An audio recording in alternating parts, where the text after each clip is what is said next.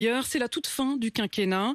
Incertitude partout, violence en Corse, l'île qui s'embrase depuis la tentative d'assassinat d'Ivan Colonna en prison le 2 mars. Et c'est précisément ce moment que vous choisissez, ce contexte que vous choisissez pour ouvrir des discussions pour un changement majeur, l'autonomie de la Corse. Est-ce que c'est le moment ?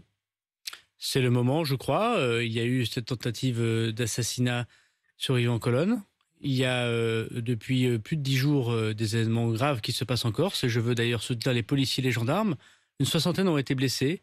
Des bâtiments publics ont été attaqués. Et je veux d'abord aller en Corse cet après-midi et demain pour les soutenir, aller les visiter, les policiers et les gendarmes.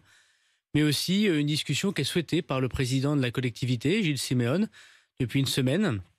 Je suis en charge de ce dossier, vous le savez, au remplacement de Jacqueline Gouraud qui est partie au Conseil constitutionnel.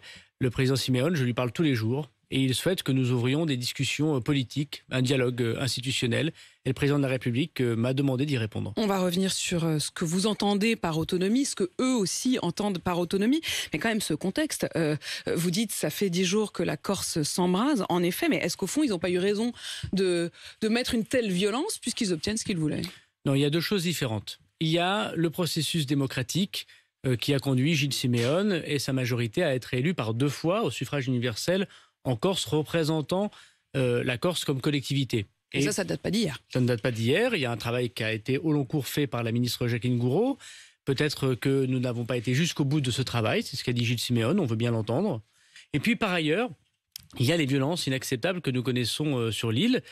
Et enfin, il y a la tentative d'assassinat pour Ivan Colonna qui est insupportable et dont la famille et aussi, il faut bien avouer, les élus en Corse demandent la vérité la plus absolue, ce qui sera fait puisqu'il y a 3 enquêtes, une parlementaire, une judiciaire et une administrative. Mais je veux aussi dire que nous travaillons depuis longtemps sur l'avenir institutionnel de la Corse. Le président de la République en 2017 avait même dit qu'il mettrait dans la Constitution le mot Corse afin de créer cette spécificité particulière de l'île de Beauté.